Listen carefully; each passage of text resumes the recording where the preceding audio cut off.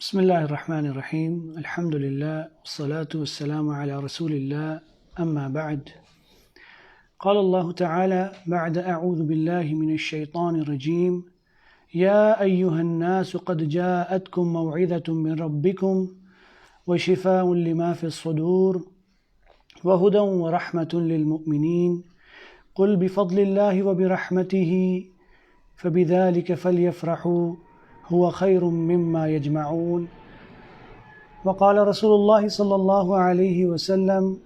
خيركم من تعلم القرآن وعلمه وقال رسول الله صلى الله عليه وسلم إن الله يرفع بهذا الكتاب أقواما ويضع به آخرين.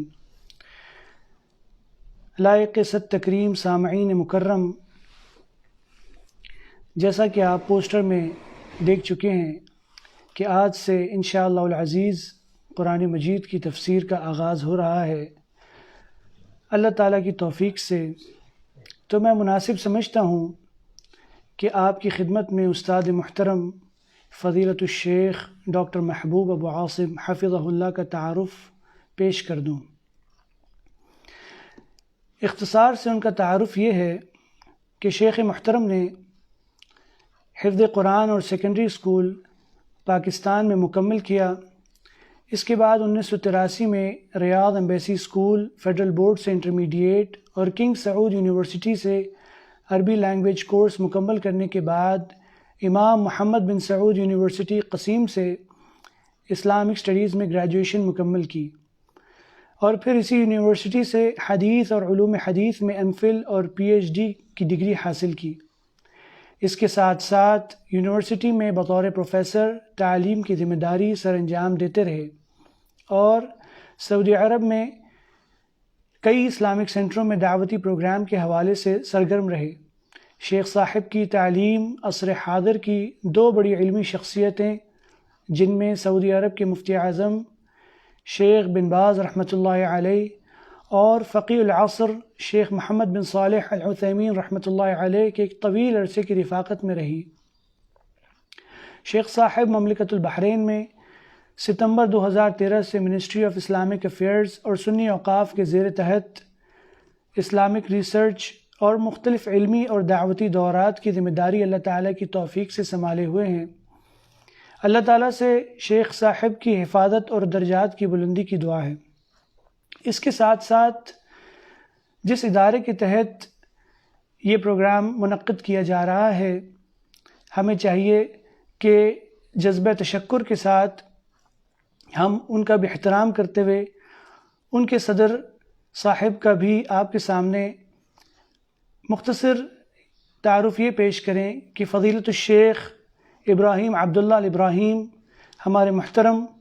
اور صدر ہیں الہدایہ اسلامک سینٹر کے، اور وہ مملکت البحرین میں مختلف تعلیمی اور سماجی اداروں کے ہیڈ ہیں. میں ان کو دعوت دیتا ہوں کہ وہ چند کلمات پیش کریں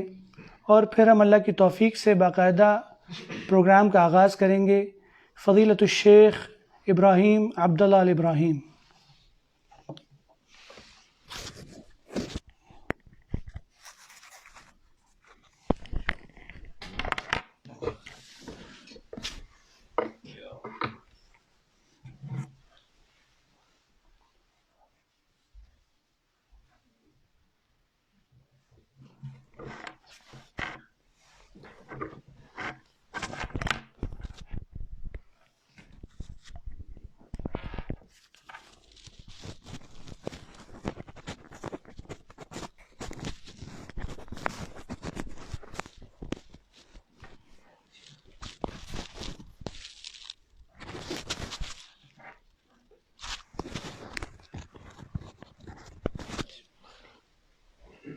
إن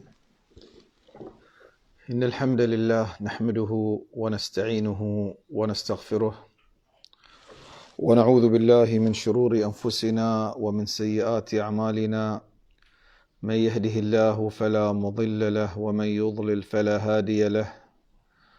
أشهد أن لا إله إلا الله وحده لا شريك له وأشهد أن محمدا عبده ورسوله. أما بعد،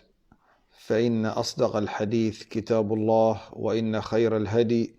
هدي محمد صلى الله عليه وآله وسلم،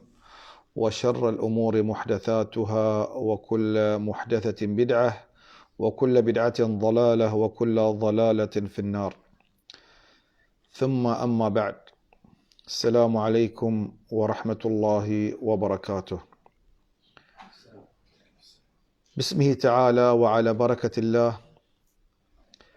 نبتدئ هذه الدورة المباركة في تفسير كتاب الله تعالى لفضيلة الشيخ محبوب، دكتور محبوب أبو عاصم. وتفسير القرآن أجل العلوم وأعلاها، لأنه يحوي على توحيد الله تعالى من خلال هذه الآيات العظيمة التي تفسر وأحكام هذا الدين العظيم. ولذلك العلماء انهالوا على هذا التفسير وهذا العلم، فألفت فيه المؤلفات والكتب. والعلم عامة فيه الخير الكثير للمتعلم، ويكفينا أن العلم هو ما ورثه الأنبياء، فإن الأنبياء لم يورثوا درهما ولا دينارا، إنما ورثوا علما، فمن أخذه أخذ بحظ وافر. ويكفينا قوله صلى الله عليه وآله وسلم: وإن الملائكة لتضع أجنحتها لطالب العلم رضا بما يصنع. فهنيئا لطلاب العلم بهذا العلم، وهنيئا بمن تعلم العلم. ولا شك أن مركز الهداية لتوعية الجاليات سار على هذا النهج المبارك، تعليم الناس وتفقيههم، سيرا على خطى نبينا صلى الله عليه وآله وسلم القائل: من يرد الله به خيرا يفقهه في الدين. وهذه الدورة، دورة التفسير وغيرها من الدورات، هي التي يؤسس عليها طالب العلم. ولذلك علماؤنا عليهم رحمة الله ألفوا لنا هذه الكتب العظيمة في التفاسير. ومع ذلك فإن فيها ما يشكل على طلاب العلم، فجاء العلماء فشرحوا هذه التفاسير ليسهلوا لطلاب العلم فهم هذا الكتاب العظيم. نسأل الله العظيم رب العرش العظيم أن يفتح عليكم وعلينا فتوح العالمين وفتوح الربانيين، وأن يجعل هذا العلم حجة لنا لا علينا. ولذلك ينبغي أن نتعلم قبل أن نعلم، قبل أن نعمل، فالعلم مقدم على العمل، لقوله تعالى: واعلم أنه لا إله إلا الله واستغفر لذنبك. ختاما، أسأل الله العظيم أن ينفعنا بهذه الدورة وبشيخنا الفاضل الشيخ الدكتور محبوب أبي عاصم، فهو الذي بذل الكثير في سبيل تعليم الناس العلم الشرعي على الكتاب والسنة بفهم سلف الأمة. بارك الله لكم ونفعكم بهذه الدورة المباركة وجعل ذلك في موازين حسناتكم، وآخر دعوانا أن الحمد لله رب العالمين، وصلى اللهم على نبينا محمد وعلى آله وصحبه وسلم.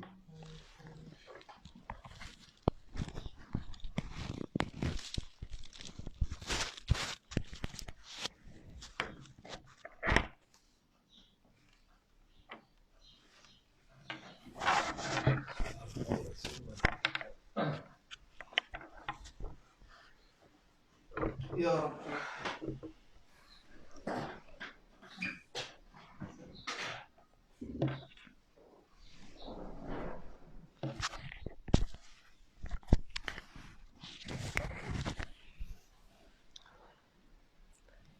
السلام عليكم ورحمة الله وبركاته. الحمد لله رب العالمين، والصلاة والسلام على رسوله الكريم وعلى آله وصحبه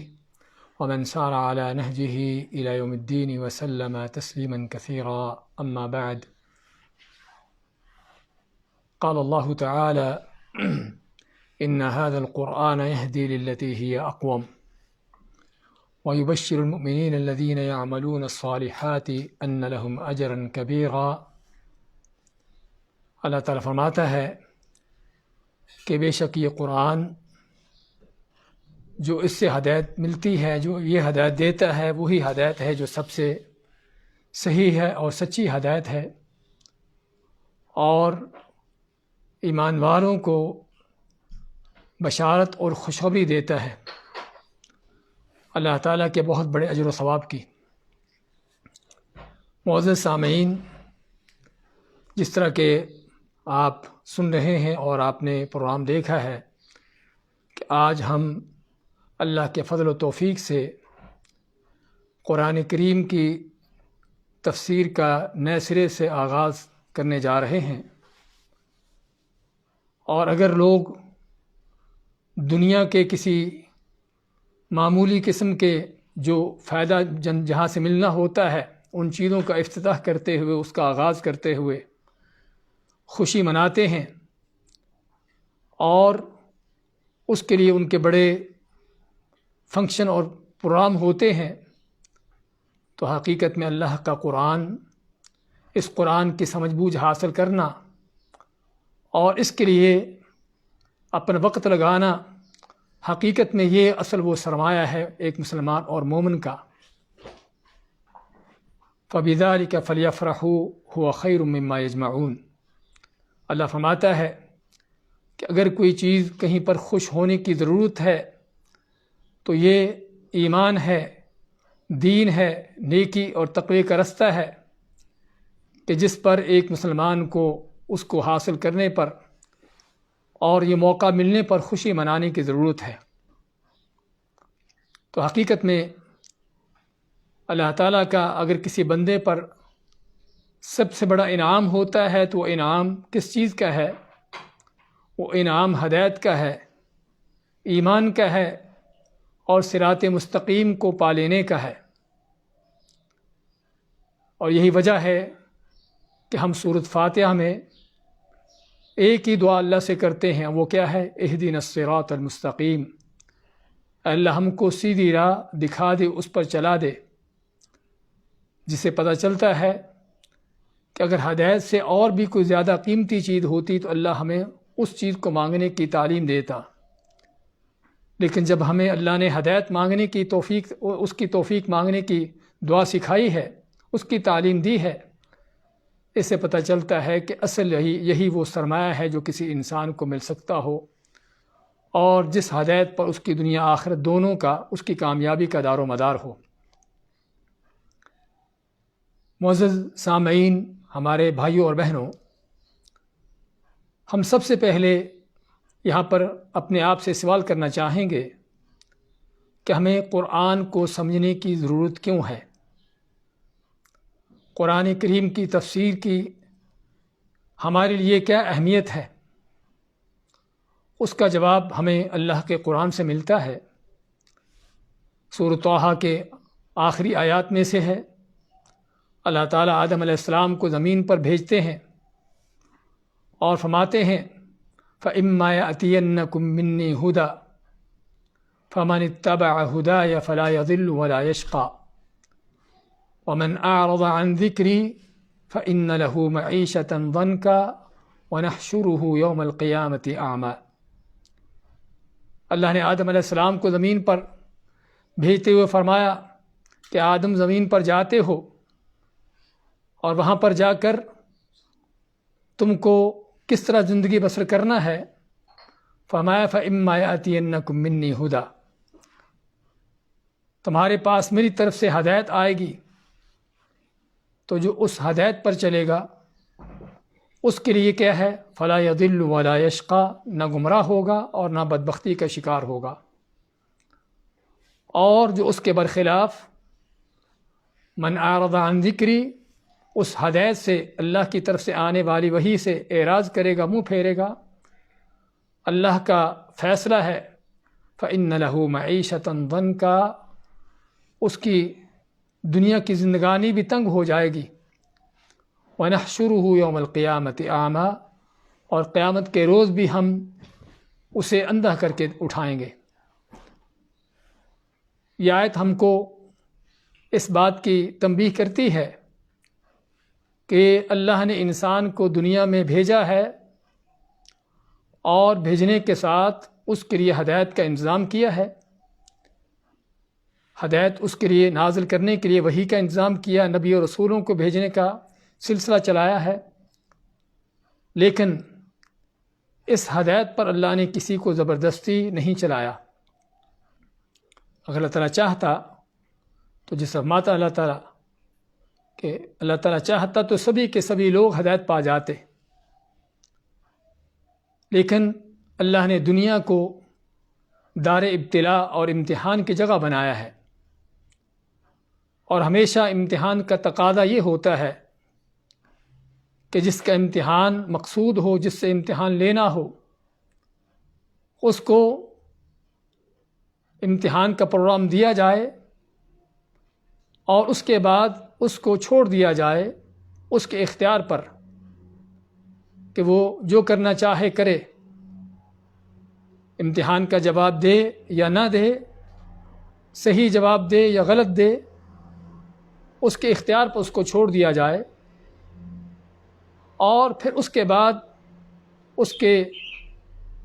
اس دیے ہوئے امتحان کے مطابق اس کا نتیجہ ہو۔ تو یہ ہے اس دنیا کا اصل مقصد اور اس دنیا کی حقیقت۔ اسی اللہ نے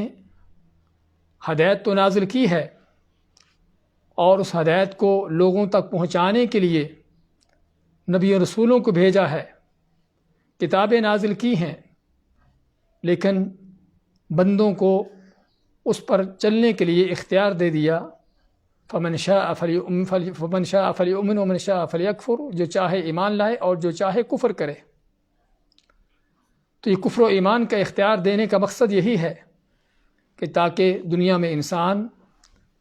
اللہ کے حکم کے مطابق چلتا ہے یا اس کی مخالفت کرتا ہے، اور پھر کل قیامت کے دن جو ہے اس کا نتیجہ اس کے سامنے آئے۔ تو ہمیں اس حقیقت کو سمجھنے کی ضرورت ہے کہ دنیا چونکہ دار امتحان ہے، ابتلا ہے، اب اس امتحان کے پرچہ کیا ہے، اس امتحان کا سلیبس کیا ہے، آج ہم اس بات پر اس چیز کو جاننا چاہیں گے کہ دنیا اگر امتحان کی جگہ ہے تو ہر امتحان کا کوئی سلیبس ہوتا ہے. یہ نہیں طالب علم کو کہا جاتا کہ امتحان کی تیاری کرو اور اس کو کوئی کتاب پڑھنے کو نہ دی جائے. تو اللہ نے ہم کو امتحان کے لیے سلیبس کیا دیا ہے؟ وہ یہ قرآن دیا ہے، اور اسی سے ہم کو قرآن کی اہمیت کا اندازہ ہوتا ہے کہ جیسے کسی بھی طالب علم کے لیے امتحان میں کامیابی کے لیے ضروری ہے کہ وہ اس تعلیمی ادارے، اس سکول جس میں پڑھ رہا ہے، اس کا سلیبس اس کو حاصل کرے، اس کو پڑھے، اس کو سمجھے، اس کو یاد کرے اور پھر اس کے مطابق وہ امتحان دے، تب اس کی کامیابی ہوتی ہے. اگر وہ طالب علم سلیبس لیتا ہی نہیں ہے، اس کو پڑھتا ہی نہیں، سمجھتا ہی نہیں، تو آخر میں ناکامی ہوتی ہے. اسی سے ہمیں پتہ چلتا ہے کہ قرآن کی ہمارے لیے کیا اہمیت ہے، اس کو سمجھنے کی، اس کو سیکھنے کی، جاننے کی، کہ اللہ نے جب ہمیں اس زندگی دی ہے امتحان کے طور پر، تو اس امتحان کا سلیبس ہمیں یہ قرآن دیا ہے کہ یہ قرآن، اس کو تم سیکھو، سمجھو، اس کو پڑھو، اس میں دیکھو اللہ نے تمہیں کس چیز کا حکم دیا ہے، کس چیز سے روکا ہے، رب العالمین کا، جہانوں کے رب کا تم کو کیا پیغام ہے. تو یہ اللہ کا پیغام ہم سبھی کے پاس ہے اور سبھی کو ملا ہوا ہے. لیکن افسوس کی بات یہ ہے کہ ہمیں اگر کسی کی طرف سے پیغام آئے، کوئی عام سا ہمارا دوست بھی کیوں نہ ہو، اس کی طرف سے کوئی لیٹر آئے، کوئی خط آئے، اس کے خط کو پڑھتے ہیں، اور اگر ایسی زبان میں لکھا ہو کہ جو ہماری سمجھ سے بالا تر ہو تو ہم اس کے ترجمہ کرواتے ہیں، اس کو جاننے کی کوشش کرتے ہیں کہ دوست نے کیا لکھا ہے، کسی عزیز کی طرف سے جو خط آیا ہے اس نے کیا لکھا ہے، اپنے باس افیسر کی طرف سے جو لیٹر آیا ہے اس میں کیا چیز ہے. ہم ان چیزوں کو فوری طور پر معلوم کرنے کی کوشش کرتے ہیں، لیکن رب العالمین، جہانوں کے رب کی طرف سے ہمیں بہت بڑے امتحان کا یہ سلیبس دیا گیا ہے، اور قیامت سے بڑا کوئی امتحان نہیں ہے. قیامت کے دن کے فیصلے، جس کو اللہ نے یوم الفصل کا نام دیا ہے، اور جو اصل عدالت کا دن ہے، اس سے بڑا کوئی فیصلے کا دن نہیں ہے. اتنے بڑے امتحان کے لیے ہم کو یہ سلیبس ملا ہوا ہمارے ہاتھوں کے درمیان ہے. ہم بعض اوقات سنتے بھی ہیں اور کچھ پڑھتے بھی ہوں گے، لیکن افسوس کی بات کہ بچپن سے لے کر 50 سال عمر ہوگی، 60-70 سال تک پہنچ گئے، لیکن شاید وہ سورۃ فاتحہ جو ہمیں اگر زیادہ نہیں تو کم از کم نمازوں میں ہی 30-32 مرتبہ ہر روز پڑھنا ہوتی ہے، تو بہت سے لوگوں کو اس فاتحہ کا معنی بھی نہیں آتا کہ یہ فاتحہ ہمیں کیا پیغام دیتی ہے. ہم جو بار بار اس سورت کو دہرا رہے ہیں نمازوں کے اندر، اور ہر نماز میں اللہ نے ہمیں پڑھنے کا حکم دیا ہے، اس کے پیچھے مقصد کیا ہے، یہ ہم کو فاتحہ کیا بتاتی ہے. اسی سے ہمیں ایک اندازہ ہوتا ہے کہ ہمارا اللہ کے دین سے، قرآن سے ہمارا تعلق کیسا ہے، کیا روگردانی ہے اور کیا لاپرواہی ہے اور کس قدر دوری ہے. اور یہ دوریاں حقیقت میں، یہ لاپرواہیاں ایسے ہی جانے والی نہیں ہیں، قیامت کے دن ان کے حساب ہوں گے. اوروں سے پہلے، سب سے پہلے نبی علیہ الصلاۃ والسلام ہی ایسے لوگوں پر کیس کریں گے، دعویٰ دائر کریں گے. کیا دعویٰ ہوگا؟ رب ان قوم اتخذوا القرآن مہجورا، کہ اے میرے رب، میری قوم نے تیرے قرآن کو جو ہے پیچھے چھوڑ دیا تھا، پیچھے چھوڑا ہوا تھا، پتہ ہی نہیں تھا کہ قرآن ہوتا کیا ہے، قرآن کیا کہتا ہے. تو اللہ کے قرآن سے، اللہ کے اس پیغام سے اس قدر غفلت، اس قدر لاپرواہی، اس کا انجام بہت برا ہے. اسی لیے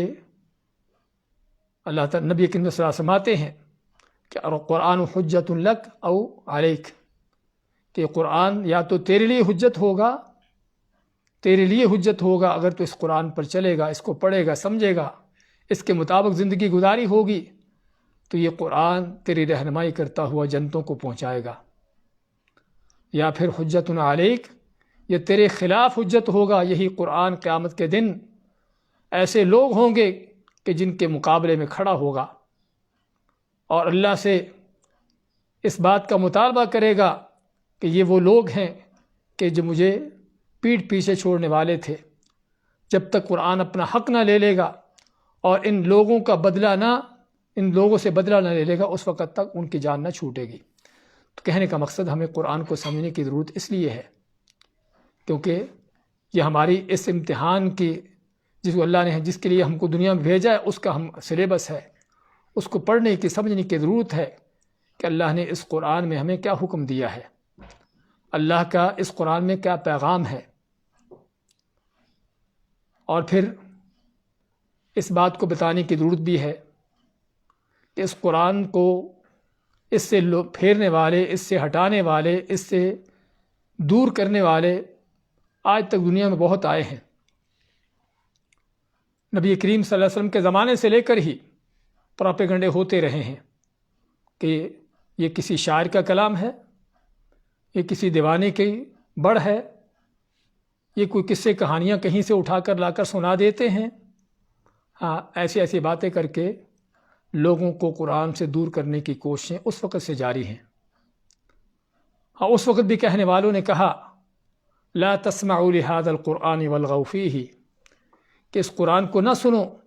اور بلکہ پڑھا جاتا ہو تو شور مچاؤ تاکہ کسی کو قرآن سنائی نہ دے اور کہیں قرآن کی ہدایت اس کے دل تک نہ پہنچ جائے۔ ہاں، یہ اس وقت بھی پراپیگنڈے ہوتے تھے اور آج بھی ہوتے ہیں اور ہوتے رہیں اور ہوتے رہیں گے، کیونکہ ہمیشہ جہاں بھی حق ہوتا ہے اس حق کے مقابلے میں باطل بھی ہوتا ہے، اور باطل کی کوشش یہی ہوتی ہے کہ حق کے رستے سے لوگوں کو روکا جائے۔ آج بھی قرآن کو اس کی سمجھ بوجھ حاصل کرنے کے حوالے سے خصوصاً کیا کیا پراپیگنڈے ہیں، کیا کیا سازشیں ہیں، کس کس انداز سے ایک انسان کو قرآن سے، اللہ کے پیغام سے دور کرنے کی کوشش کی جاتی ہیں، شیطان کے اس میں کیا ہتھ کنڈے ہیں، وہ بھی طرح طرح کے ہیں۔ کوئی کہتا ہے کہ قرآن اللہ کا کلام ہے، رب العالمین کا کلام ہے،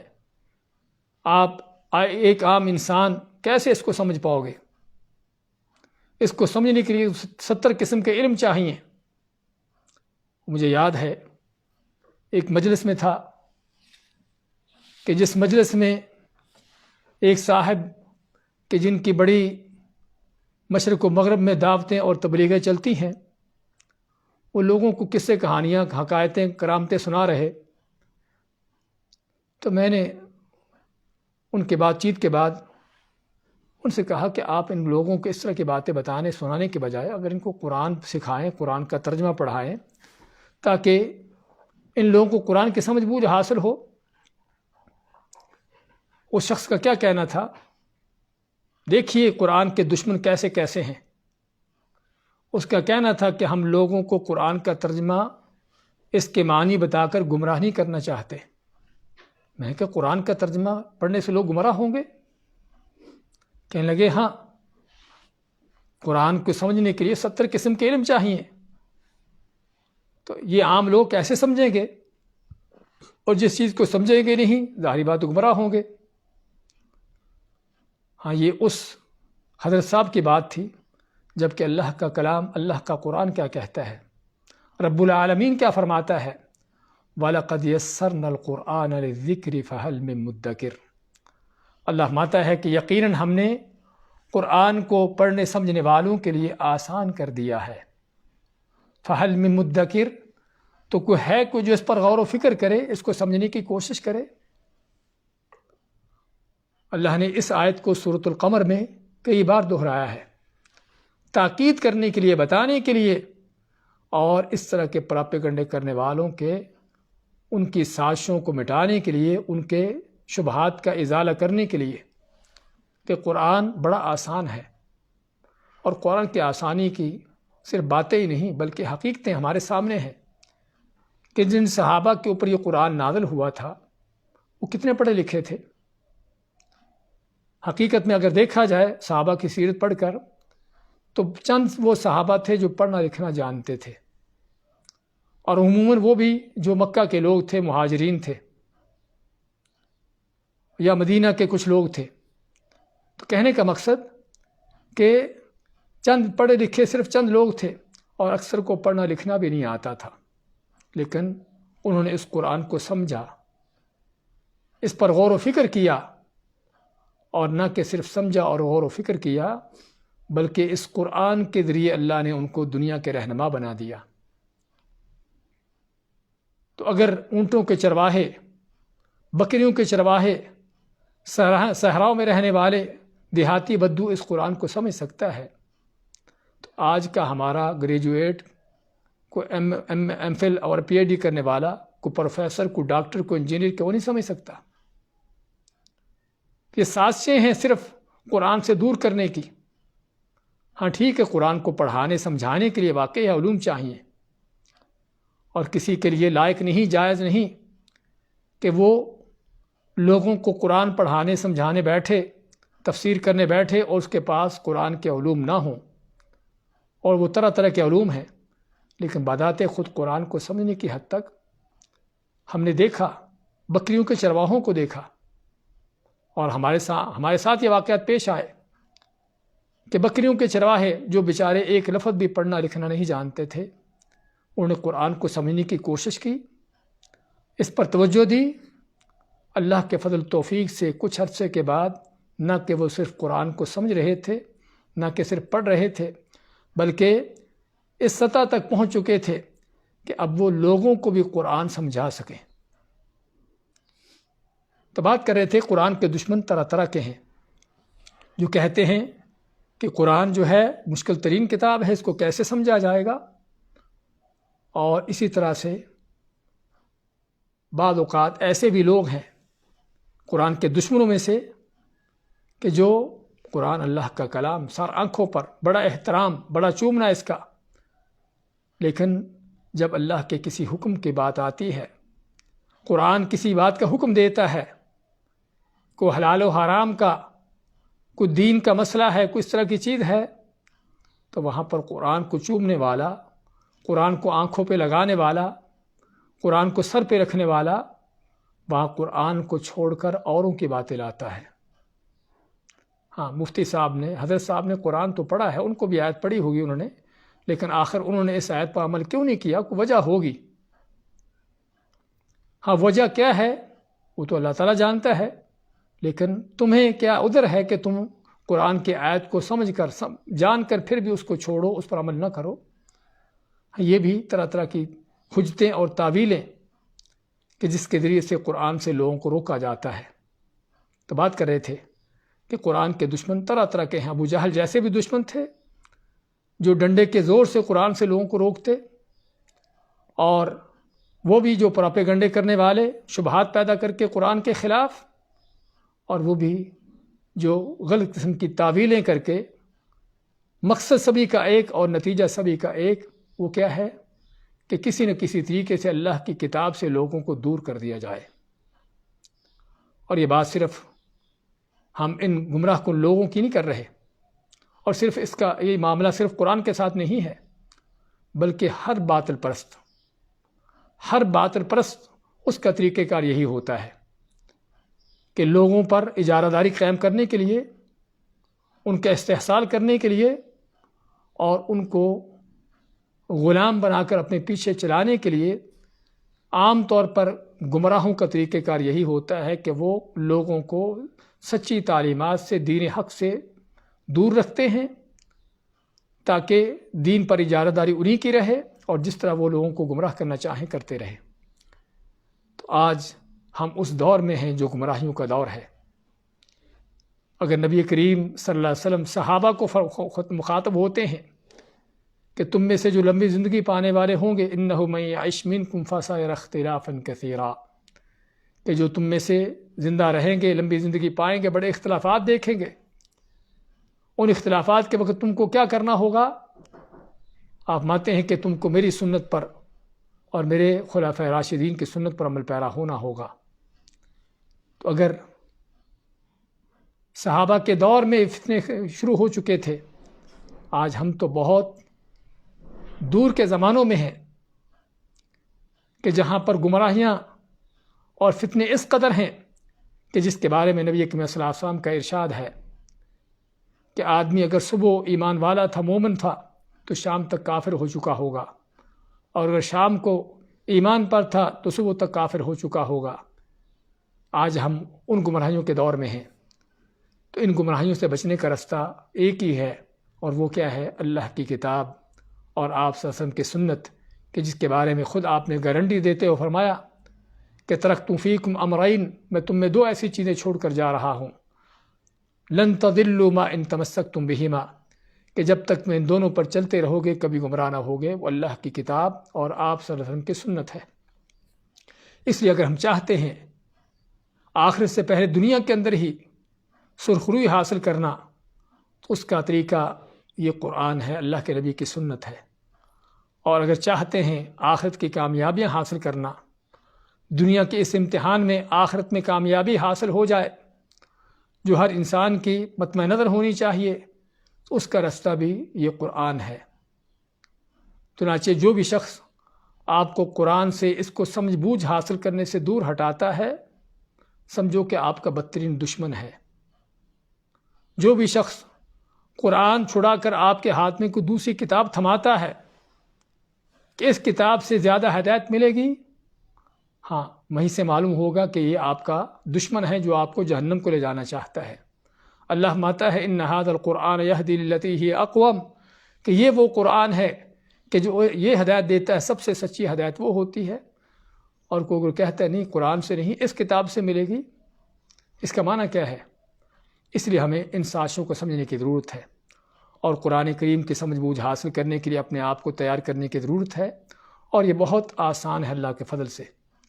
ہم نے بھی دیکھا، لوگوں نے بھی دیکھا، اور یہ وہ چیزیں ہیں کہ جس میں کوئی مزید بات چیت کی گنجائش نہیں ہے۔ مزید یہ کہ ہم اس سے پہلے کہ تفسیر کا آغاز کریں، تفسیر کے حوالے سے ہمیں ضرورت ہے جاننے کی کہ ہم تفسیر کیسے کریں، کس طرح ہم اللہ کے قرآن کو صحیح معنوں میں سمجھ سکتے ہیں۔ حقیقت میں جہاں ہم نے قرآن کے دشمنوں کا ذکر کیا ہے، قرآن کے دشمن ایک اور طرح کے بھی ہیں کہ جو آپ کو یہ نہیں کہیں گے قرآن کو نہ سمجھو، یہ نہیں کہیں گے قرآن کو سیکھنے کی کوشش نہ کرو، بلکہ اس کی ترغیب دلائیں گے، اس طرف آپ کو آنے کی دعوت دیں گے۔ لیکن کام اور طریقہ کار کیا ہوگا کہ قرآن جن مقاصد کے لیے آیا ہے ان کے برخلاف چلانا، قرآن کی آیتوں کو اپنے مقاصد کے مطابق ان کو ڈھال کر ان کو جو ہے اس انداز سے موڑ توڑ کر اس انداز سے لوگوں کو گمراہ کرنا، ایسے بھی لوگ پائے گئے ہیں اور پائے جاتے ہیں۔ یعنی ہم دیکھتے ہیں بعض ایسے لوگوں کو کہ جن کے قرآن کی تفسیریں ہیں لکھی ہوئی، اور وہ لوگ جو قرآن کی تفسیریں لکھنے والے جن کے ہم بات کر رہے ہیں، وہ دوسری طرف قرآن کی جو توحید کی دعوت ہے اس کے برخلاف ڈنکے کی چوٹ پر اور سر عام اور کھلے جو ہے وہ شرک کی دعوت دیتے ہیں۔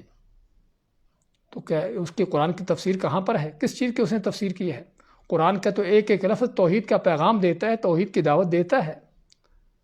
تو یہ شرک کی جو دعوت دے رہا ہے کہاں سے دے رہا ہے؟ اس کا طریقہ کار یہی ہے کہ قرآن کو اپنے مقصد کے مطابق ڈھال کر اس کی آیتوں کو توڑ موڑ کر اس انداز سے پیش کرنا، اور یہ طریقہ کار بھی یعنی کہ سابقہ زمانوں سے لے کر پایا گیا ہے، اگرچہ یہ گمراہیاں اس زمانے میں زیادہ ہیں۔ تو قرآن کی تفسیر اس انداز سے بھی ہوتی رہی ہے، اور اسی میں تفسیر بالرائقہ اس کو نام دیا جاتا ہے کہ جہاں پر یہ نہیں دیکھا جاتا کہ قرآن کو اللہ نے کس طرح خود بیان کیا ہے، اللہ کے نبی صلی اللہ علیہ وسلم نے اس کے بارے میں کیا فرمایا ہے، بلکہ اپنے دل دماغ کے مطابق قرآن کی تفسیریں کرنا اور پھر لوگوں کو گمراہ کرنا۔ تو ہم اللہ کے فضل توفیق سے جو طریقہ اختیار کریں گے وہ کیا ہوگا، جس کو تفسیر بالماثور کہتے ہیں، کہ قرآن کی تفسیر کرتے ہوئے یہ دیکھنا کہ خود اللہ نے اس قرآن کی اس چیز کو کیسے بیان کیا ہے۔ ہاں، اس کے 4 بڑے مراحل ہیں یا 5 بڑے مراحل ہیں جن کا ہم ذکر کرتے ہیں۔ پہلا کیا ہے؟ قرآن کی تفسیر قرآن سے، اور یہ حقیقت ہے کہ قرآن کریم جہاں پر اللہ تعالیٰ نے کسی چیز کو مجملاً یا مختصر بیان کیا ہے، اسی چیز کی دوسری جگہ پر وضاحت کی ہوئی ہے، اور کوئی شک نہیں کہ اللہ سے بڑھ کر کون ہے کہ جو اپنا حکم، اپنی بات کو، اس کو واضح طور پر اور کھل کر بیان کر سکے۔ اللہ کا مقصد کیا ہے، اس کو وہی ہے جو سب سے بہتر طور پر بیان کر سکتا ہے۔ اس لیے ہمیں قرآن کریم کی تفسیر کو کرتے ہوئے یا سمجھتے ہوئے سب سے پہلے قرآن ہی کو دیکھنے کی ضرورت ہوتی ہے کہ کہیں اس چیز کی اور جگہ پر تفصیل تو نہیں آتی، تو اگر آتی ہے تو ہمیں ضرورت ہے اس کو لینے کی۔ اور دوسری، بعض اوقات قرآن کی تفسیر قرآن سے نہیں ملتی، تو وہاں پر ہمارے پاس کیا ہوگا کہ قرآن کی تفسیر حدیث سے لینا، کیونکہ نبی کریم صلی اللہ علیہ وسلم کا دنیا میں آنے کا مقصد ہی یہ تھا کہ لِتُبَيِّنَ لِلنَّاسِ مَا نُزِّلَ إِلَيْهِمْ۔ اللہ ماتا ہے کہ ہم نے آپ کو بھیجا اسی لیے ہے تاکہ آپ جو ان لوگوں پر نازل کیا گیا ہے قرآن، یہ قرآن ان کو بیان کریں۔ اور نبی کریم صلی اللہ علیہ وسلم کی ہم دیکھتے ہیں سینکڑوں بلکہ ہزاروں کی تعداد میں وہ احادیث کہ جس میں آپ نے قرآن کی تفسیر بیان کی ہے، قرآن کے معنی بیان کیے ہیں، اور صحابہ خود بھی بعض اوقات، حالانکہ صحابہ عرب ہیں، عربی جانتے تھے اور اللہ نے قرآن کریم انہی کی زبان میں نازل کیا تھا، لیکن پھر بھی ان کو بعض چیزوں میں آپ صلی اللہ علیہ وسلم سے پوچھنا پڑتا کہ یہ چیز کیا ہے۔ عبداللہ بن مسعود فرماتے ہیں جب یہ آیت نازل ہوتی ہے کہ وہ لوگ جو الذین آمنوا ولم یلبسوا ایمانہم بظلم اولئک لہم الامن وہم مہتدون، کہ وہ لوگ جو ایمان لائے اور اپنے ایمان میں انہوں نے کسی ظلم کی ملاوٹ نہ کی، یہ وہ لوگ ہیں جن کے لیے امن و امان ہے اور جو ہدایت یافتہ ہیں۔ تو ابن مسعود فرماتے ہیں کہ جب یہ آیت نازل ہوئی تو صحابہ کرام پریشان ہوئے اور فرماتے ہیں آپ صلی اللہ علیہ وسلم سے وَأَيُّنَا لَمْ يَظْلِمْ، بذات خود ابوبکر صدیق آپ کے پاس آتے ہیں اور فرماتے ہیں کہ اللہ کے نبی صلی اللہ علیہ وسلم، ہم میں سے کون ہے کہ جو اپنی جان پر ظلم نہ کرتا ہو؟ اور ان کے ذہن میں تھا ظلم کرنے کا معنی کوئی ظلم زیادتی، کوئی گناہ، کوئی اس طرح کی چیز۔ تو آپ نے کیا فرمایا کہ یہ ظلم مراد نہیں جو تم لیتے ہو، کیا تم نے اللہ کے بندے ان کو کہتے ہوئے نہیں سنا، فرماتے ہوئے نہیں سنا یا بنی لا تشرک باللہ ان الشرک لظلم عظیم، کہ لقمان علیہ السلام بیٹے کو کیا فرماتے ہیں کہ بیٹا شرک نہ کرنا، کیونکہ شرک ہی سب سے بڑا ظلم ہے۔ تو آپ نے ان کے سامنے وضاحت کی کہ یہاں پر ظلم سے مراد کو عام گناہ یا ظلم زیادتی نہیں ہے جو ہر انسان سے ہو جاتا ہے، یہاں ظلم سے مراد وہ شرک ہے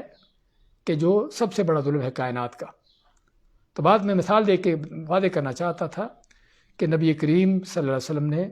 قرآن کریم کو جس طرح کہ اللہ کا حکم تھا اس کے مطابق بیان کیا ہے، اور صحابہ کو جس چیز کی ضرورت پڑتی تھی خود بھی پوچھتے تھے اور آپ صلی اللہ علیہ وسلم بھی ان کے لیے بیان کرتے تھے۔ تو دوسرا مرحلہ قرآن کی تفسیر، قرآن کے بعد کیا ہے؟ قرآن کی تفسیر احادیث سے۔ لیکن کون سی حدیث ہے؟ یہاں پر ہمیں اس بات کو بھی دیکھنا ہوگا۔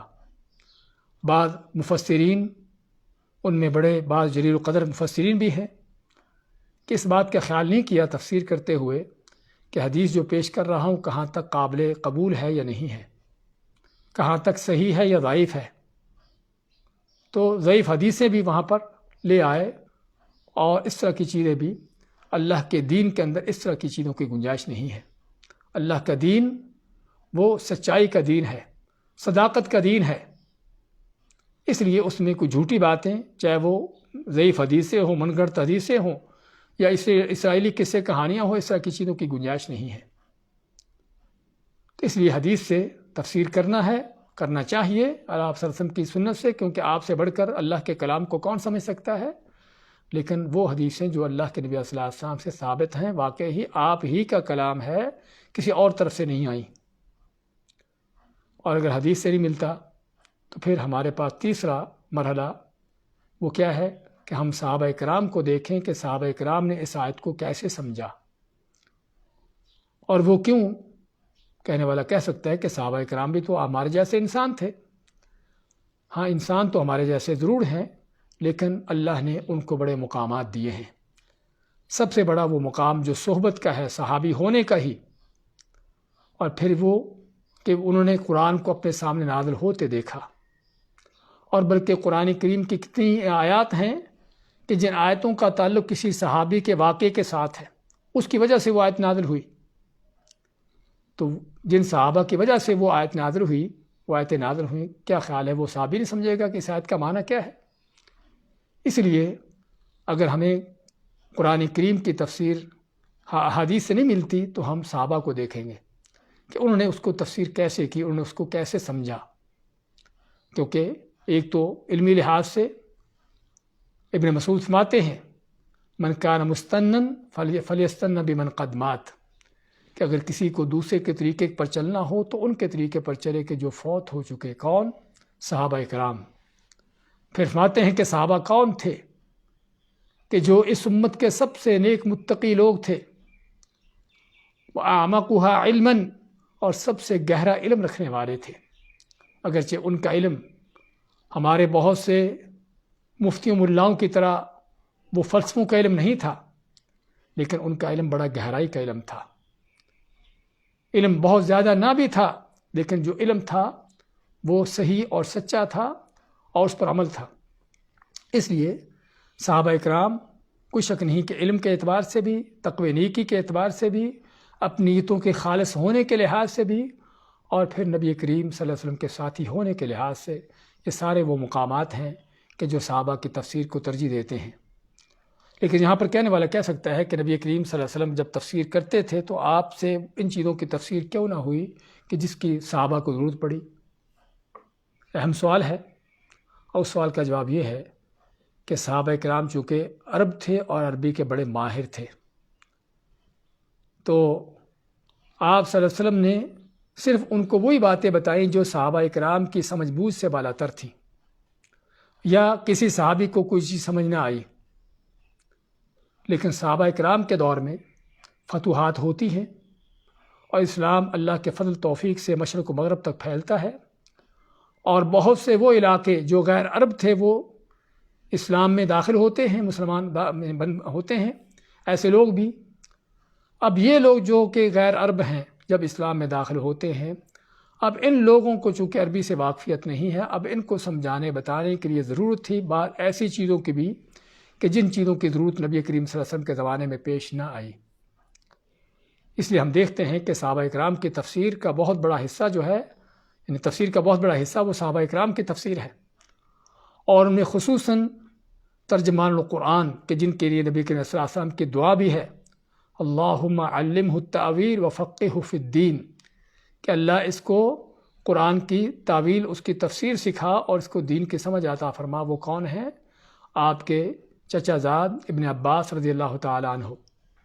کہ جن کو ترجمان القرآن کا نام دیا جاتا ہے، حبر الامہ کا لقب دیا جاتا ہے، ایسے امت کے بہت بڑے عالم ہیں۔ ان کی تفسیر تو بات کر رہے تھے کہ صحابہ کی تفسیر بہت اہم ہے، اس کی طرف لوٹنا چاہیے اگر قرآن یا حدیث سے نہ ملے۔ لیکن صحابہ کی تفسیر کی طرف لوٹتے ہوئے بھی دو چیزوں کی ضرورت ہے۔ ایک تو کہ واقعی ہی وہ تفسیر اس صحابی سے ثابت ہو،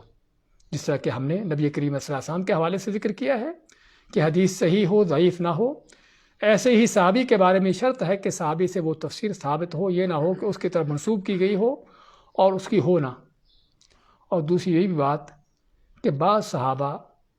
جانے گئے ہیں کہ وہ اسرائیلی روایتیں بھی لے لیتے تھے۔ اسرائیلی روایتوں سے مراد یعنی یہود و نصارہ کی طرف سے جو بعض چیزیں سنتے وہ بھی بیان کر دیتے تھے، جس طرح کہ عبداللہ ابن عمرو بن العاص رضی اللہ تعالیٰ عنہ ہیں، ان کے پاس ان کے توراۃ انجیل کی 2 کتابیں تھیں، تو جس میں بعض چیزیں وہ پڑھ کر لوگوں کو وہ بھی سنا دیتے تھے۔ تو اگر صحابی اسرائیلیات لیتا ہے تو پھر جو ہے وہاں پر محتاط ہونے کی ضرورت ہے کہ ممکن ہے کہ اس نے وہ چیز اللہ کے نبی صلی اللہ علیہ وسلم سے نہیں بلکہ وہ اس طرح کی کتابوں سے لی ہو۔ اور اگر صحابہ سے بھی تفسیر نہیں ملتی تو چوتھا مرحلہ کیا ہے؟ تابعین کا، کہ جو صحابہ کے شاگرد ہیں، اور تابعین کی تفسیر بھی اس کی ضرورت ہم کو کیوں ہے؟ امام ابو حنیفہ رحمۃ اللہ علیہ فرماتے ہیں کہ جہاں تک تابعین کی بات ہے تو ہم اور وہ برابر ہیں۔ ہاں صحابہ کی طرف انہوں نے کہا کہ ہم اگر میری بات قرآن کے خلاف ہو تو میری بات کو چھوڑ کر قرآن کو لے لو، میری بات حدیث کے خلاف ہو تو میری بات کو چھوڑ کر حدیث کو لے لو، اگر میری بات صحابی کے بات کے خلاف ہو تو تب بھی میری بات کو چھوڑ کر صحابہ کی بات لے لو، لیکن جہاں تک تابعین ہے وہ اور ہم برابر ہیں۔ ہم کہیں گے فتوے کے لحاظ سے تو ٹھیک ہے، لیکن قرآن کریم کی سمجھ بوجھ کے حوالے سے، تفسیر کے حوالے سے تابعین کا معاملہ تھوڑا مختلف ہے۔ اور وہ کیا ہے کہ تابعین وہ لوگ ہیں کہ جنہوں نے قرآن کو کہاں سے سیکھا؟ صحابہ سے سیکھا۔ تو اس لحاظ سے تابعین کے بعد آنے والے لوگوں سے جو ہے وہ تابعین زیادہ مقدم ہیں، کیونکہ ان کی سند اللہ کے نبی صلی اللہ علیہ وسلم سے زیادہ قریب ہے، اور علم کا سلسلہ ان کا صحابہ سے ہے، عام لوگوں سے نہیں ہے۔ اور پھر تابعین اس زمانے میں ہیں کہ جس زمانے کے بارے میں نبی اکرم صلی اللہ علیہ وسلم کا فرمان ہے، خیر القرون قرنی ثم الذین یلونہم ثم الذین یلونہم، کہ سب سے بہتر زمانہ میرا زمانہ ہے، اور اس کے بعد جو ان کے بعد آنے والے یعنی صحابہ کا زمانہ، اور ان کے بعد آنے والے یعنی تابعین کا زمانہ ہے۔ تو آپ نے اس کو سب سے بہتر زمانہ کہا ہے، اور کوئی شک نہیں کہ تابعین کا زمانہ ان کے بعد والے زمانوں کے اعتبار سے بہت بہتر ہے، بدعات گمراہیوں کے لحاظ سے بھی، اور علم اور ان چیزوں کے حوالے سے بھی۔ اور اکثر و بیشتر تابعین کا، جس طرح ہم نے ذکر کیا ہے، کہ اپنی طرف سے تفسیر نہیں ہوتی بلکہ صحابہ سے ہی سیکھی ہوتی ہے۔ اس میں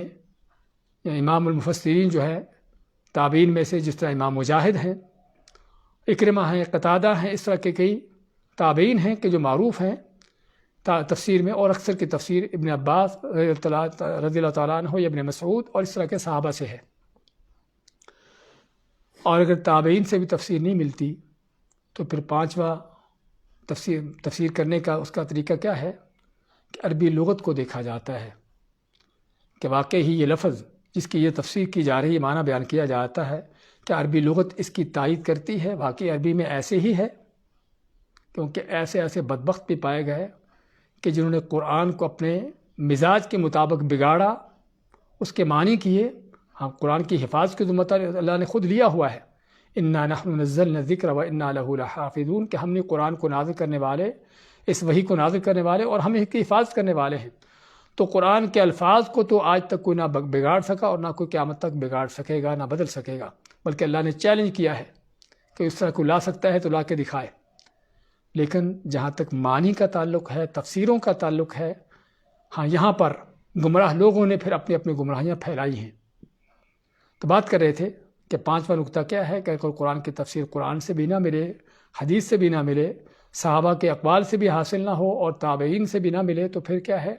پھر عربی لغت کے لحاظ سے دیکھا جاتا ہے، کیونکہ قرآن عربی زبان میں ہے، اس میں دیکھا جاتا ہے کہ واقعی عربی زبان میں اس کا معنی یہی بنتا ہے۔ اس کی مثال دینا چاہتا ہوں کہ کیسے کیسے گمراہوں نے دین کے، قرآن کے دشمنوں قرآن کو بگاڑنے کی کوششیں کی ہیں۔ سورہ بنی اسرائیل میں اللہ تعالیٰ فرماتا ہے وَالشَّجَرَةَ الْمَلْعُونَةَ فِي الْقُرْآنِ، کہ وہ درخت کہ جس پر قرآن میں لعنت ڈالی گئی ہے۔ اب وہ درخت کون سا ہے؟ وہ زقوم کا درخت ہے، جس کا اللہ نے دوسری جگہوں پر ذکر کیا ہے، اور قرآن تفسیر قرآن سے ہو رہی ہے۔ یہاں پر ملعونہ کا نام دیا، لیکن بتایا نہیں کہ وہ ملعونہ درخت کون سا ہے۔ ہاں دوسری جگہوں پر بتا دیا کہ وہ درخت کیا ہے، وہ شجرۃ الزقوم ہے۔ اللہ نے خود اس کی تفسیر کر دی ہے، لیکن جو دین کو اپنی خواہشات کے مطابق، اپنی گمراہیوں کے مطابق قرآن کو ڈھالنے والے ہوتے ہیں، انہوں نے اس کی تفسیر کیا کی ہے کہ شجرۃ الملعونہ سے مراد ام المؤمنین عائشہ رضی اللہ تعالی عنہا ہے، نعوذ باللہ۔ میں صرف آپ کو مثال دینا چاہتا ہوں کہ ہمیں پتہ چلے کہ قرآن کے دشمن کیسے کیسے ہیں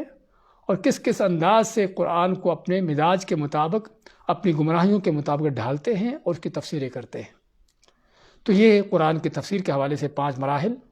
کہ جس کے ساتھ انسان صحیح معنوں میں تفسیر تک پہنچ سکتا ہے۔ اور ویسے عموماً یہ ہے، نبی کریم صلی اللہ علیہ وسلم کا فرمان ہمارے سامنے ہونا چاہیے کہ آپ نے فرمایا ہے کہ جو قرآن کے بارے میں ایسی بات کہتا ہے کہ اپنی رائے سے بات کرتا ہے، نہیں دیکھتا کہ اللہ کا فرمان کیا ہے، اللہ کے نبی کی سنت کیا ہے، تو اس نے اگرچہ قرآن کے بارے میں صحیح بات بھی کر دی ہو تب بھی غلط ہے، تب بھی گناہ گار ہے، کہ قرآن اللہ کا کلام ہے، کسی انسان کو اجازت نہیں کہ تفسیر کرنے والے کو کہ اپنی طرف سے اس کی تفسیر کرنے بیٹھے جب تک یہ نہ دیکھے کہ اس کے بارے میں اللہ نے کیا فرمایا ہے اور نبی کریم صلی اللہ علیہ وسلم یا صحابہ کرام تابعین نے اس کے بارے میں کیا سمجھا ہے۔ تو یہ قرآن کی تفسیر کے حوالے سے، اور انشاءاللہ اللہ کے فضل توفیق سے ہم اللہ سے دعا گو بھی ہیں اور کوشش بھی ہوگی کہ ہم اسی انداز سے ان مراحل کے ساتھ ہی چلتے ہوئے قرآن کی تفسیر کو کریں انشاءاللہ عزیز۔ اس کے ساتھ ساتھ مزید قرآن کے حوالے سے اور قرآن کی محفلوں کے حوالے سے بات ہوتی چلی جائے اس سے پہلے کہ درس ختم ہو، تاکہ ہم اس محفل میں اگر بیٹھیں اور قرآن کی تفسیر کو سمجھنے کی کوشش کریں تو ہم کو پتہ ہو کہ ہم کیا حاصل کر رہے ہیں، ہمیں کیا مل رہا ہے۔ صحیح مسلم کی حدیث میں نبی کریم صلی اللہ علیہ وسلم فرماتے ہیں کہ کیا خیال ہے اگر تم میں سے کوئی شخص مدینہ میں مختلف وادیاں ہیں، پہاڑ ہیں، پہاڑوں کے درمیان وادیاں ہیں، ایک وادی کا نام بطحان ہے، آپ مانتے ہیں کہ اگر تم میں سے کوئی اس وادی میں جائے، اور یہ وادی مسجد نبوی سے زیادہ دور بھی نہیں، قریب ہے، تو وہاں پر اگر جائے اور وہاں سے اس کو 2 اونٹنیاں مل جائیں، اور بعض روایتوں میں یہ بھی ہے کہ سامان سے لدی ہوئی اونٹنیاں، اور اونٹنی ہم جانتے ہیں کہ عربوں کے ہاں سب سے قیمتی ترین مال ہوتا ہے، اور اکثر و بیشتر احادیث میں کسی قیمتی چیز کی جب بات ہوتی ہے تو اونٹ کا ذکر ہوتا ہے۔ تو ہم آتے ہیں کہ کیا تم میں سے اگر وہاں پر جائے اور صرف اس کو جانے سے وہاں پر بغیر کسی قیمت کے، بغیر کسی معاوضے کے اس کو 2 اونٹنیاں مل جائیں، تو کیا خیال ہے؟ صاحب ہم آتے ہیں کہ بہت بڑی بات ہے، اس سے بہتر کیا ہوگا؟ آپ مانتے ہیں کہ اگر تم میں سے کوئی 2 آیتیں سیکھ لیتا ہے، اور سیکھنے کا معنی بھی ہم کو سمجھنے کی ضرورت ہے، کیونکہ ہم اس دور میں ہیں کہ جب قرآن کے الفاظ کو سیکھا جاتا ہے، اور سیکھنا چاہیے، بہت اچھی بات ہے، ہونا چاہیے، لیکن صرف قرآن کے الفاظ کی حد تک، اس سے آگے بڑھ کر کچھ نہیں۔ قرآن کا حافظ ہوگا، قاری ہوگا، سورہ فاتحہ سے لے کر ناس تک اس کو پورا قرآن یاد ہوگا کہ کہیں رکے گا بھی نہیں، لیکن شاید کسی ایک آیت کا معنی بھی پتہ نہ ہو کہ یہ آیت کیا ہے۔ تو قرآن کے سیکھنے کا یہ معنی نہیں ہے، قرآن کے سیکھنے کا وہ معنی جو صحابہ کرام نے اپنایا تھا۔ صحابہ فرماتے ہیں کہ ہم 10 آیتوں سے اس وقت تک آگے نہ چلتے تھے جب تک 10 آیتوں کو پڑھ کر، ان کی تلاوت کر کے، ان کو سمجھ کر ان پر عمل نہ کر لیتے تھے۔ یعنی قرآن کو پڑھنا بھی، اس کو سمجھنا بھی، اس پر عمل پیرا ہونا بھی۔ تو یہ تھا صحابہ کو قرآن کو پر چلنے کا، ان کو سمجھنے کا انداز۔ تو ہم آتے ہیں کہ اگر تم میں سے کوئی بیٹھ کر 2 آیتیں سیکھ لیتا، سمجھ لیتا ہے، تو 2 اونٹنیوں کو پانے سے بہتر ہے۔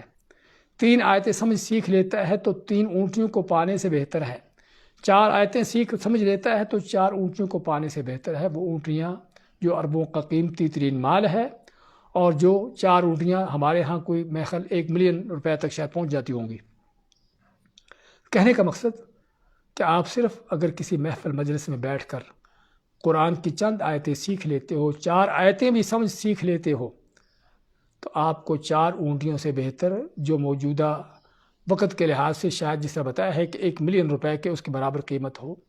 اگر ملین تو نہیں، ہمیں صرف 100 روپے ملنے کی ہی امید ہو، تو ہم 1 گھنٹہ 2 گھنٹے بیٹھنے کے تیار ہو جاتے ہیں۔ لیکن قرآن کے حوالے سے، دین کے حوالے سے ہمارا معاملہ کیسا ہے وہ ہم سبھی سمجھتے جانتے ہیں۔ اسی طرح اور بھی قرآن کریم کو سیکھنے پڑھنے کے حوالے سے اس بارے میں یعنی کہ بے شمار حدیث، اور اس محفل مجلس جہاں پر قرآن کو سیکھا پڑھا جاتا ہو، اس کے بارے میں آپ کا فرماتے ہیں کہ جب بھی کچھ لوگ اللہ کے قرآن کو سیکھنے سمجھنے کے لیے اکٹھے ہوتے ہیں، بعض حدیث میں مسجد کا ذکر ہے اور بعض حدیث میں عموماً مجلس کا ذکر ہے، کہیں بھی بیٹھتے ہیں کہ اللہ کے قرآن کو سیکھنے سمجھنے کے لیے، تو ان کو کیا حاصل ہوتا ہے؟ ان کو 5 بڑے انعام ملتے ہیں۔ نزلت علیہم الرحمہ، اللہ کی رحمتیں ان پر نازل ہوتی ہیں، وغشیتہم السکینہ، سکون و اطمینان ان پر چھا جاتا ہے، اور کیا ہے؟ اور وحفتہم الملائکہ، اللہ کے روحانی فرشتے، رحمت کے فرشتے ہوتے ہیں کہ جو اس طرح کی محفلوں کی تلاش میں ہوتے ہیں، وہ اس محفل کا گھیرا کر لیتے ہیں۔ چوتھا انعام کیا ہے؟ وذکرہم اللہ فی من عندہ، اللہ آسمانوں پر، عرش پر اپنے فرشتوں کے ہاں ان کا ذکر کرتا ہے، ان کی تعریفیں کر رہا ہوتا ہے کہ جو اللہ کے قرآن کو سیکھنے کے لیے بیٹھے جمع ہوتے ہیں۔ اور 5واں انعام بڑا کیا ہے کہ جب ان کی مجلس برخاست ہوتی ہے، ختم ہوتی ہے، تو کہا جاتا ہے قوموا مغفور لکم، کھڑے ہو جاؤ، اٹھ جاؤ، تمہاری بخشش ہو چکی۔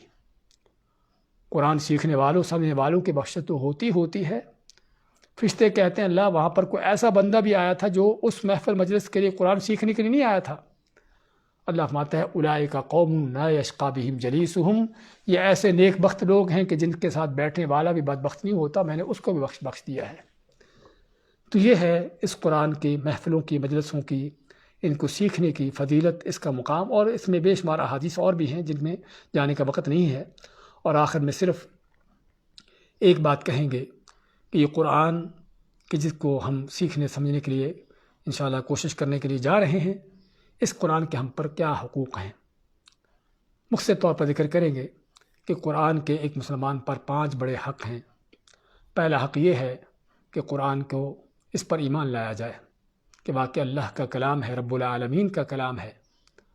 اور اللہ نے ہماری ہدایت کے لیے نازل کیا ہے، اور اس سے بڑھ کر کہیں سے ہدایت نہیں مل سکتی۔ اس چیز پر ایمان اور یقین ہو،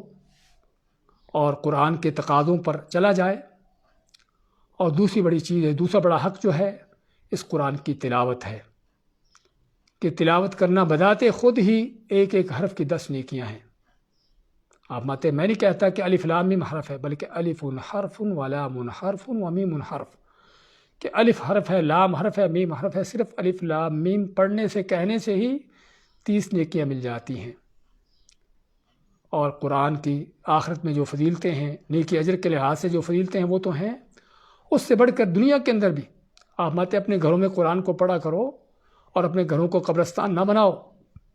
جس گھر میں قرآن پڑھا جاتا ہے وہاں سے شیطان نکل بھاگ جاتے ہیں۔ آج ہمارے گھروں کے جو اختلافات اور جھگڑے اور فساد اور تنگیاں اور پریشانیاں، اس کی وجہ ہی اس قرآن کو چھوڑا ہوا ہے۔ ہاں، قرآن خوانی کراتے ہیں، قرآن خوانی کرانے کے لیے ملاؤں کو لاتے ہیں کرائے پر، اور وہ بھی کرائے پر پڑھنے آتے ہیں، ان بیچاروں کو خود کچھ نہیں ملتا، تو جن کے لیے پڑھتے ہیں ان کو کیا ملے گا؟ ہاں، قرآن کو خود گھر میں پڑھو، بچے بڑے مرد عورتیں، قرآن کی آوازیں گھروں سے اٹھنی چاہیے تاکہ گھر میں اللہ کی رحمتیں نازل ہوں۔ تو دوسرا بڑا حق قرآن کی تلاوت ہے،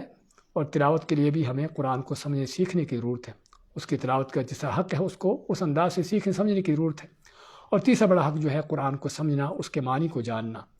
اور یہ خصوصاً ہم ان لوگوں کے لیے کہ جو عرب نہیں ہیں۔ عربوں کو پھر بھی قرآن سنتے ہوئے پڑھتے ہوئے کچھ نہ کچھ الفاظ کی سمجھ آتی ہے، اگرچہ ان کو بھی تفسیر کی ضرورت ہوتی ہے،